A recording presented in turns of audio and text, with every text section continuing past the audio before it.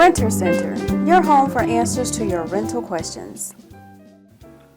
On this episode of Renter Center, we will discuss your rights as a renter if you or someone in your household has a disability.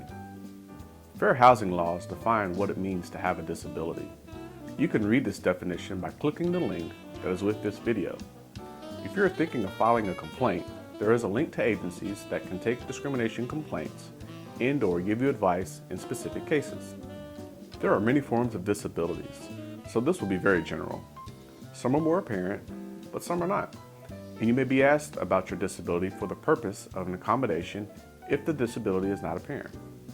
Basically, you have a right to rent, and you cannot be denied that right solely because of your disability. For instance, if you're in a wheelchair and you want a second floor apartment and no elevator is available, the landlord cannot reject you solely on your disability. So, would the landlord have to put it in an elevator for you? The basic rule is that the landlord must make reasonable accommodations that are about your disability at your request. The definition of reasonable has to do with cost and legal requirements. For example, an elevator might be too costly, thus the landlord possibly will not be able to make a reasonable accommodation. Please keep in mind that reasonable accommodation is examined on a case-by-case basis. Please see the links that we've included for more information on reasonable accommodations. When the landlord does not have to make the reasonable accommodation at the landlord's expense, you still may be able to make modifications that have to do with your disability at your own expense. The landlord must approve and may require you to have an escrow account to restore the unit after you leave.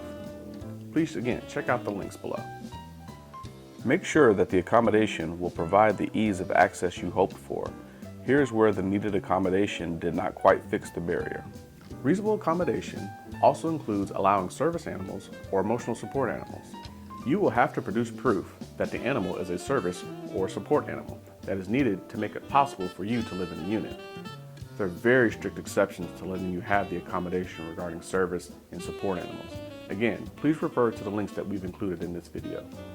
Finally, some places have a ban on smoking inside of the rental unit.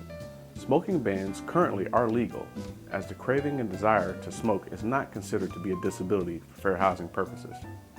If you feel that you've been discriminated against based on your disability, there is a link to agencies that can take discrimination complaints and/or give you advice in specific cases. There is more information on your rights as a renter. Please go to the Renter Center topics to choose your next episode.